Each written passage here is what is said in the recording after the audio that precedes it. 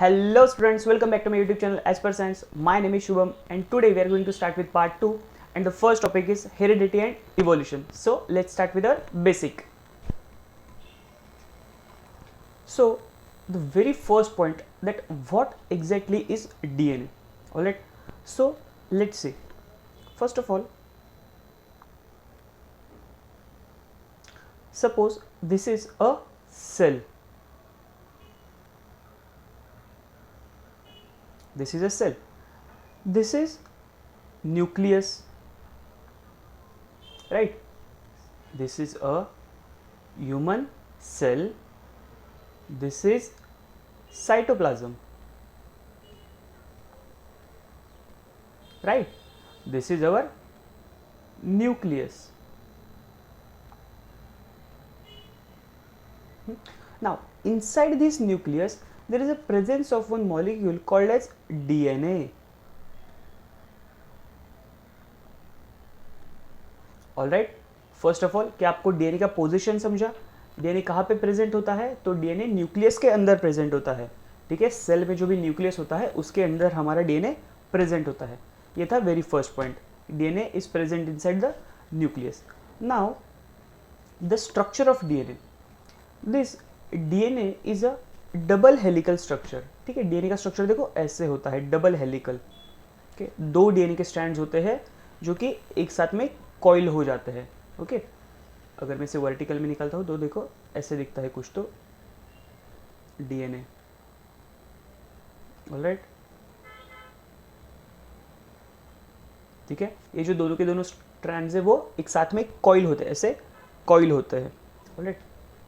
And ये जो DNA है इस पे देखो मैंने यहाँ पे कुछ तो लिखा है ATGC ऐसे समथिंग अल्फ़ाबेट्स लिखे हैं। So these alphabets are called as actually nucleotides. ये जो है ये सारे के सारे ये जो सारे के सारे है ये क्या है? न्यूक्लियोटाइड्स है,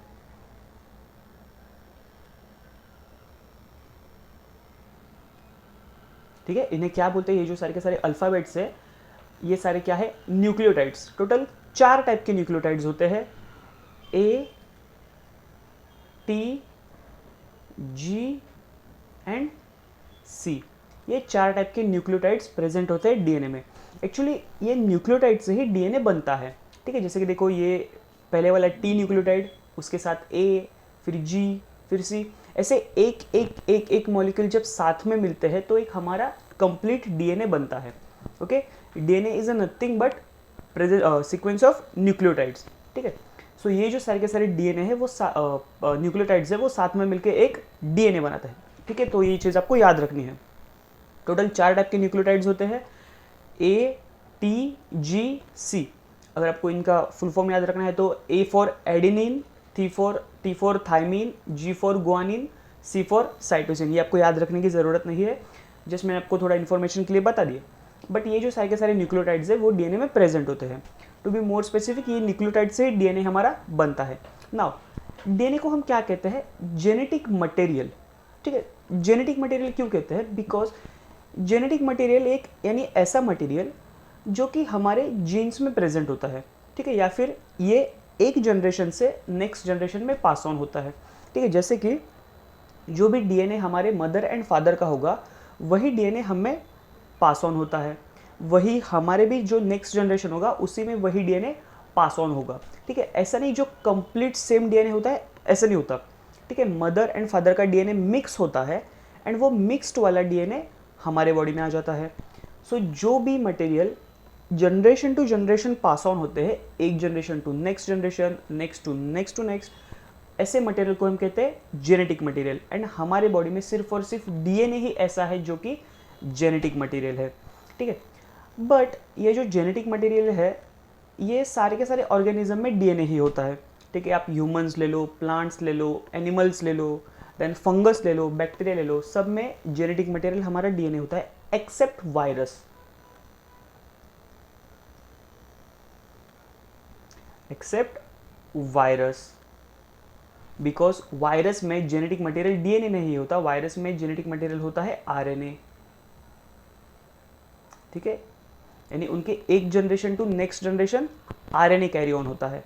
जैसे हमारे बॉडी में डीएनए होता है वैसे उनके बॉडी में आरएनए कैरी होता है, ठीक है। बाकी सारे के सारे ऑर्गेनिज्म में, कोई भी ऑर्गेनिज्म आप ले लो, उनमें जेनेटिक मटेरियल होगा डीएनए, ये आपको याद रखना है, ठीक है। सो जेनेटिक मटेरियल क्या है हमारा? डीएनए। नेक्स्ट है स्टोरेज ऑफ इंफॉर्मेशन। ओके, हमारे बॉडी में आपको ये तो पता होगा कि हमारे बॉडी में बहुत सारे केमिकल रिएक्शंस होते हैं, ठीक है। रेस्पिरेशन हो गया, देन प्लांट्स में फोटोसिंथेसिस हो गया, डाइजेशन, ये सारे के सारे जो भी केमिकल रिएक्शंस होते हैं, उन केमिकल रिएक्शंस को परफॉर्म करने के लिए कुछ प्रोटीन्स की ज़रूरत होती है। ओके, मैं यहाँ पे लिख देता हूँ प्रोटीन्स, ठीक है। Proteins are what? Building block of the body, ठीक है। ऐसा आपने स्टेटमेंट पहले भी पढ़ा होगा, proteins are building block of the body, यानी कि जो हमारी पूरी की पूरी बॉडी बनी है वो सिर्फ और सिर्फ प्रोटीन से बनी है। एक्चुअली बहुत और भी कंपोनेंट्स है, बट प्रोटीन्स थोड़े ज़्यादा इंपॉर्टेंट है हमारे बॉडी में, ठीक है। देन जो भी केमिकल रिएक्शंस होते हैं, उन केमिकल रिएक्शंस को करवाने का काम भी ये प्रोटीन्स ही करती है, ठीक है। अगर प्रोटीन्स नहीं रहेंगे तो हमारी बॉडी प्रॉपरली फंक्शन नहीं कर सकती। सो ये जो प्रोटीन्स है जो कि हमारी बॉडी में बहुत ज़्यादा अमाउंट में प्रेजेंट है एंड इनका बहुत डाइवर्स फंक्शन होता है, ये प्रोटीन्स बनाने का काम भी करता है हमारा डीएनए, ठीक है। यानी कि कौन सा प्रोटीन बनेगा इसकी इंफॉर्मेशन हमारे डीएनए के पास प्रेजेंट होगी। ओके, ये है हमारा डीएनए,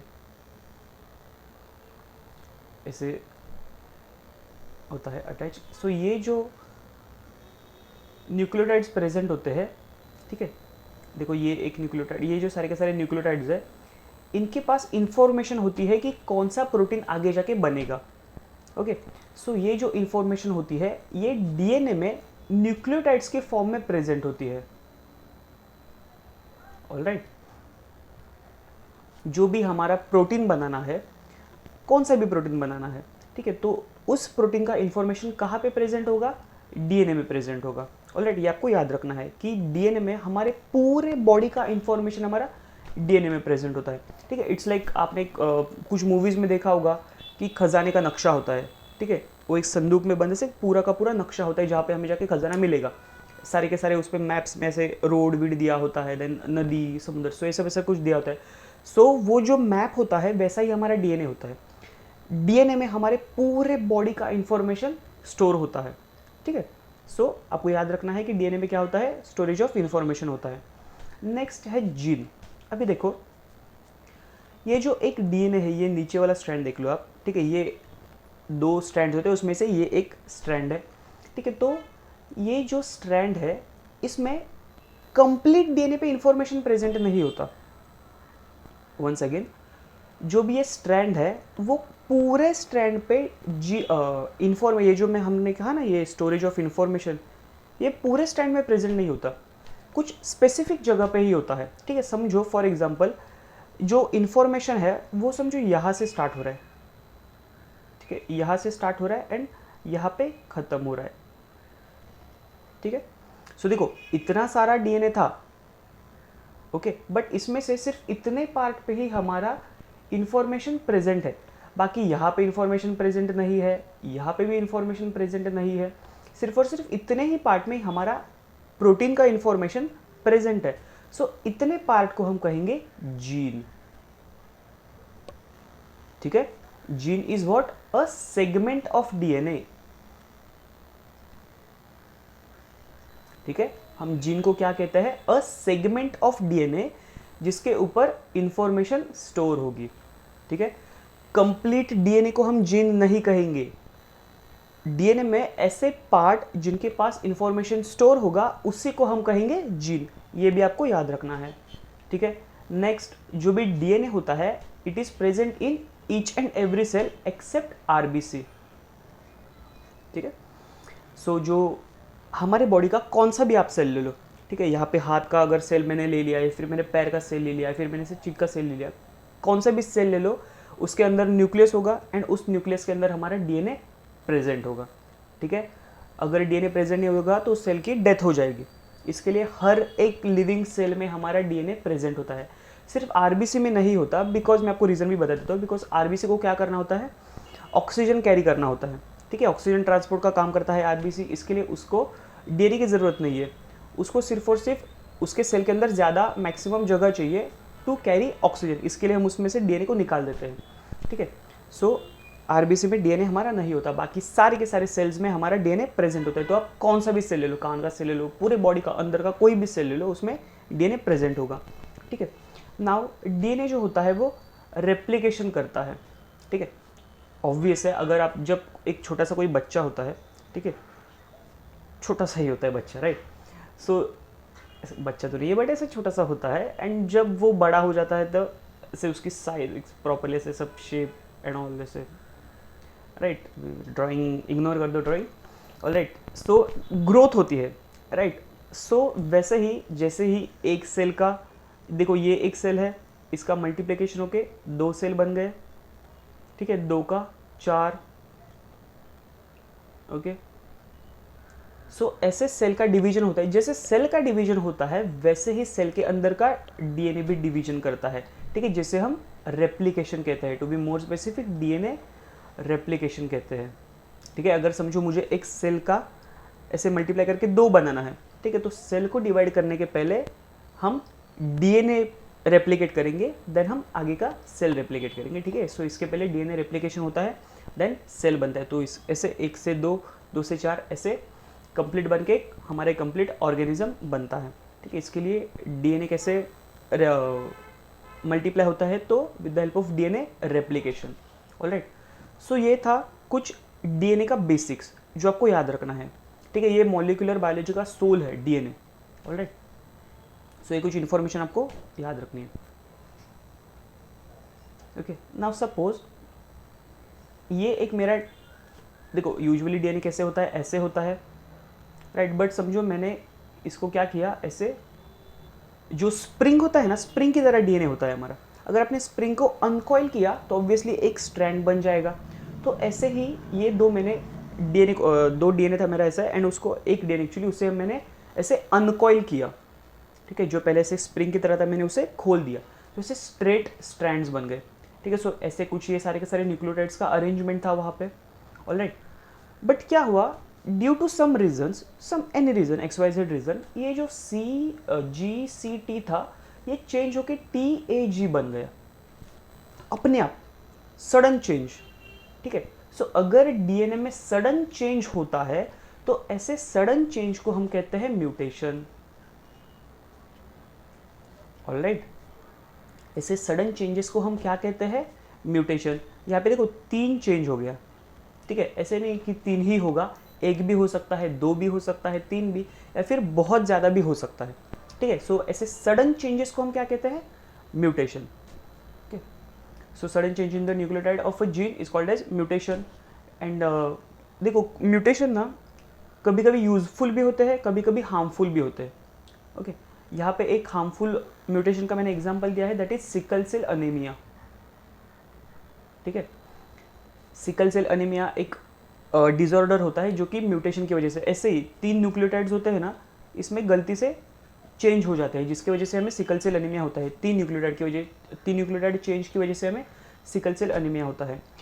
आरबीसी का ऑक्सीजन कैरिंग कैपेसिटी कम हो जाता है सिकल सेल अनीमिया में। आपको इतना डिटेल में जाने की ज़रूरत नहीं है, बट आपको याद रखना है कि म्यूटेशन से एक डिसऑर्डर होता है जिसे हम कहते हैं सिकल सेल अनीमिया। ये एमसीक्यू में पूछा जाता है, ऑलराइट। से हो गया mutation. Mutation is what, sudden change in the DNA और nucleotide of a gene, alright. Next one is chromosome. देखो ये है हमारा सेल, ये है हमारा न्यूक्लियस, और इसके अंदर हमारा ऐसा सारा का सारा डीएनए प्रेजेंट होता है, ठीक है। एकदम ऐसे नूडल्स की तरह डीएनए प्रेजेंट होता है हमारा, ऑलराइट। बट समझो जब इसे रेप्लिकेट करना है, ठीक है, जब इस सेल का 2 सेल बनाना है तो क्या होगा, ये जो न्यूक्लियस है इसके अंदर ये जो डीएनए ऐसे पहले एकदम नूडल्स की टाइप प्रेजेंट है ना, तो ये एक पर्टिकुलर शेप ले लेगा। कौन सा शेप ले लेगा, ऐसे क्रोमोसोम का शेप ले लेगा, ऑलराइट। देखो यहाँ पे मैंने 3 कैसे ड्रॉ किया है, ऐसे क्रोमोसोम का एक एक डीएनए शेप ले लेगा, ऑलराइट। तो क्रोमोसोम क्या होता है, chromosome is a nothing but condensed form of DNA, ठीक है। देखो यहाँ पे मैंने लिखा है कॉम्पैक्ट स्ट्रक्चर ऑफ डीएनए और we can say condensed form of DNA.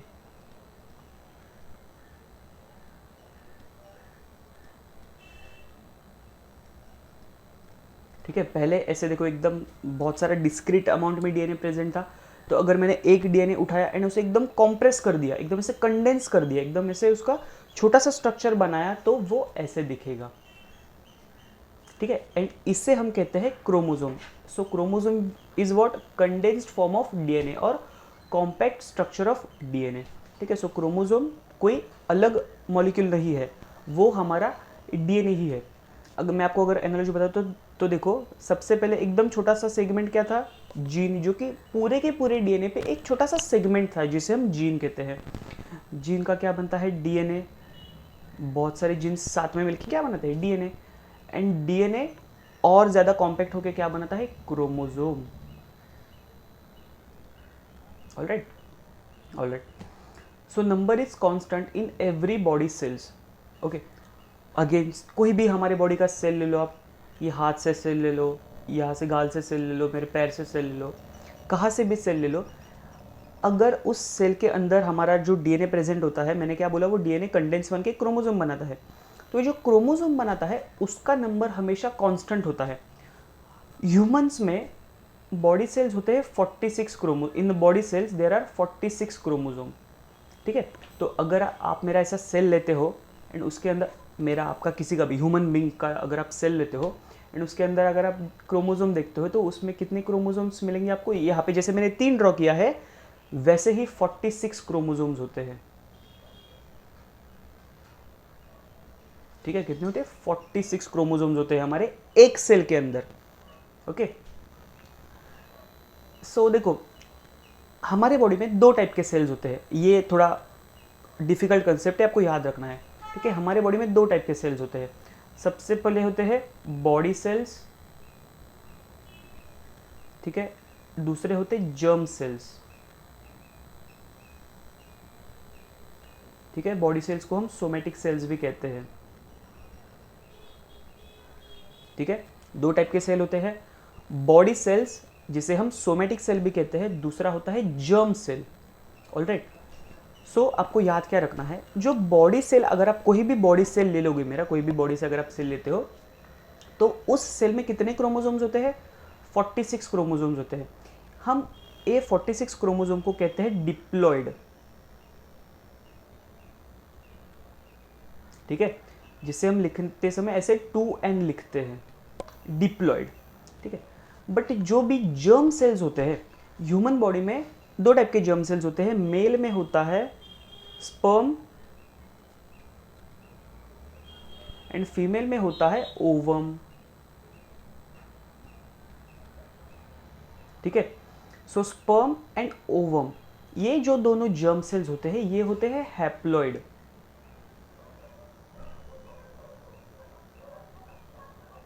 ठीक है, देखो, डिप्लॉइड यानी 2n, हैप्लॉइड यानी ओनली n, यानी कि डिप्लॉइड का आधा।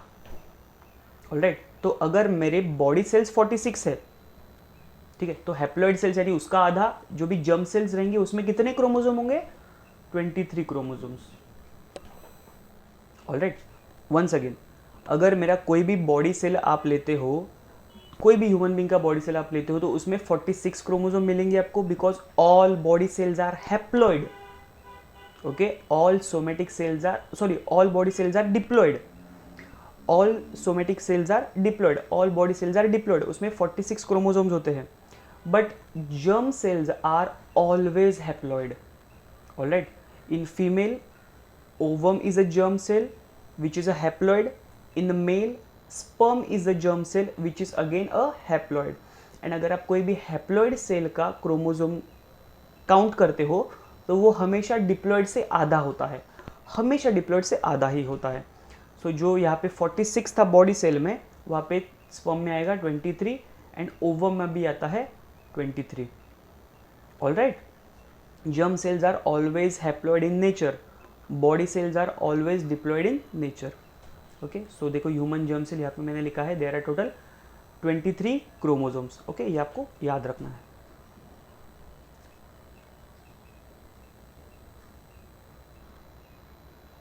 ठीक है, अभी एक आपको मैं एक इंटरेस्टिंग चीज़ बताता हूँ। देखो, सबसे पहला जो मेल जर्म सेल होता है, क्या होता है? स्पर्म, ओके, एंड नेक्स्ट होता है फीमेल जर्म सेल।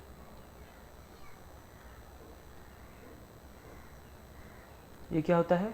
ओवम, ठीक है। अब भी हमने क्या देखा, ये जो जर्म सेल्स होते हैं वो कैसे होते हैं? हैप्लॉइड होते हैं, इसके लिए मैं यहाँ पे एन लिख देता हूँ। ओवम भी कैसा होता है? हैप्लॉइड, एन, यानी कि टोटल 23 क्रोमोसोम्स, राइट। यहाँ पे भी कितने क्रोमोसोम्स होते हैं? 23 क्रोमोसोम्स, राइट। जब भी फर्टिलाइजेशन होता है, ओके, तो स्पर्म एंड ओवम यूनाइट होते हैं एंड क्या बनता है? वेरी गुड, जाइगोट बनता है, ठीक है। कौन सी प्रोसेस से जाइगोट बनता है? फर्टिलाइजेशन, ओके, ठीक है। नाउ ये जो जाइगोट बनता है वो देखो n प्लस n कितना हुआ? 2n, ठीक है। तो फिर से ये जो जाइगोट का सेल बना वो कैसे बना? Diploid, alright. सो फर्टिलाइजेशन से क्या होता है? डिप्लॉइडी मेंटेन होती है, diploidy is maintained, alright. So again ये जो जाइगोट है वो क्या होगा? डिवाइड होगा, मल्टीप्लाई होगा, ये सब बनेगा एंड आगे जाके ह्यूमन बीइंग बनेगा, ओके। एंड ह्यूमन बीइंग के अगेन हमारे बॉडी सेल्स में कितने हमारे जो भी बॉडी सेल्स होते हैं वो कैसे होते हैं? डिप्लॉइड ही होते हैं, राइट। सो ऐसे डिप्लॉइडी मेंटेन हो जाती है, ठीक है। सो हमारा जो बॉडी है वो डिप्लॉइड बनने के लिए जो जर्म सेल्स होते हैं उनका हैप्लॉइड होना ज़रूरी है, ठीक है। 23 साथ में आएंगे तभी तो 46 क्रोमोसोम बनेगा। अगर 46 साथ में तो बहुत ज़्यादा बन जाएगा, इतने ज़्यादा क्रोमोसोम्स नहीं होते सेल में, ऑलराइट। सो 23 साथ में मिलके फर्टिलाइजेशन होता है एंड जाइगोट बनता है जो कि अगेन डिप्लॉइड होता है जिसमें अगेन 46 क्रोमोसोम होते हैं। इसके लिए हमारे बॉडी में सिर्फ और सिर्फ 46 क्रोमोसोम ही होते हैं, ऑलराइट। जब भी फर्टिलाइजेशन होगा, जब भी जर्म सेल्स बनेंगे तो वो अगेन हैप्लॉइड बनेगा, ऑलराइट। इसके लिए देखो ये जो होता है ये क्या होता है? 23 क्रोमोसोम्स, ये एक्चुअली हमारे ये हमारे फादर की तरफ से आते हैं, फादर के साइड के क्रोमोसोम्स होते हैं, ये हमारे मदर के साइड के क्रोमोसोम्स होते हैं, ठीक है। फादर एंड मदर का क्रोमोसोम्स यूनाइट होके ही हमारा यानी कि जाइगोट बनता है, जाइगोट का आगे डिवीजन होके ह्यूमन बेबी बनता है, ऑलराइट। इसके लिए जो भी ये ह्यूमन का बेबी होगा उसके कुछ कैरेक्टर्स फादर की तरह होंगे, कुछ कैरेक्टर्स मदर की तरह होंगे, बिकॉज इन दोनों का क्रोमोसोम ही कंबाइन होके ह्यूमन बेबी बना है, ऑलराइट। इसके लिए कुछ कैरेक्टर्स फादर की तरह रहेंगे, कुछ कैरेक्टर्स मदर की तरह होते हैं। किसी के बाल फादर की तरह होते हैं, किसी का नोज मदर की तरह होता है, किसी के चिन मदर की तरह होता है। ऐसा क्यों? बिकॉज उनके ही जीन्स आप में ट्रांसफ़र हुए हैं, ऑलराइट। उनके ही जीन्स जो थे, देखो 23 क्रोमोसोम, आधे उनके जीन्स, आधे फादर के जीन्स, आधे मदर के जीन्स, दोनों के दोनों फर्टिलाइज होके आप में आ गए, ऑलराइट। इसके लिए ये जो जाइगोट बनता है वो उनके मदर और फादर की तरह सिमिलर होता है एंड अगेन दोनों के दोनों हैप्लॉइड होते हैं जो कि आगे जाके अगेन डिप्लॉइड बनता है ऑर्गेनिज्म, ऑलराइट। सो ये जो कंसेप्ट मैं कह रहा था आपको कि एक जनरेशन, देखो ये एक जनरेशन है मदर फादर का, इनका बेबी बन गया जो कि सेकेंड जनरेशन है। ये क्रोमोसोम थे, क्रोमोसोम किससे बने हैं? डीएनए से बने हैं। डीएनए पे क्या है? जीन्स है। जीन में क्या है? हमारा इंफॉर्मेशन स्टोरेज है। यही इंफॉर्मेशन एक जनरेशन से नेक्स्ट जनरेशन पास ऑन हुआ, इसी को हम कहते हैं हेरिडिटी, ऑलराइट। हेरिडिटी हम किससे कहते हैं? Transfer of biological character from one generation to next generation via genes, alright. Genes का ही डीएनए, डीएनए का ही chromosome. Sperm and ovum unite होके जाइगोट बनेगा। स्पर्म में 23 क्रोमोसोम्स, ओवम में 23 क्रोमोसोम्स, जाइगोट में 46 chromosome, alright. Diploid, again diploid ही मेंटेन हो जाएगा, ऑलराइट। सो जो भी कैरेक्टर्स है वो हमारे फादर या फिर मदर से ट्रांसफ़र होते हैं हम में, उसी को हम कहते हैं हेरिडिटी। कैसे आ गए? डीएनए की वजह से, because DNA is a genetic material. Alright, so Gregor Johan Mendel is the pioneer of modern genetics. हम इन्हें फादर ऑफ जेनेटिक्स भी कहते हैं। किसे? ग्रेगोर जोहान मेंडल को। ये नाम आपको याद रखना है, एमसीक्यू में पूछा जाता है। ठीक है, सो हेरिडिटी यानी आपको आई होप समझ में आया होगा कि आपके जो भी कैरेक्टर्स है वो कुछ मदर की तरह होते हैं, कुछ फादर की तरह होते हैं, बिकॉज उनके कैरेक्टर्स आप में ट्रांसफ़र हो गए। आपका जब बच्चा होगा तो आपके कैरेक्टर्स उनमें ट्रांसफ़र हो जाएंगे। सो ऐसे हेरिडिटी चलता रहता है, one generation to next generation. Alright, so ये होता है हेरिडिटी। आपको अगेन हेरिडिटी का डेफिनेशन याद रखना है एंड उसका फादर याद रखना है, बिकॉज डेफिनेशन एंड एमसीक्यू में पूछा जाता है। Alright, so that's it for the day. अगर आपको कोई भी डाउट होती है तो आप मुझे कमेंट बॉक्स में पूछ सकते हो। So till then, good bye and take care.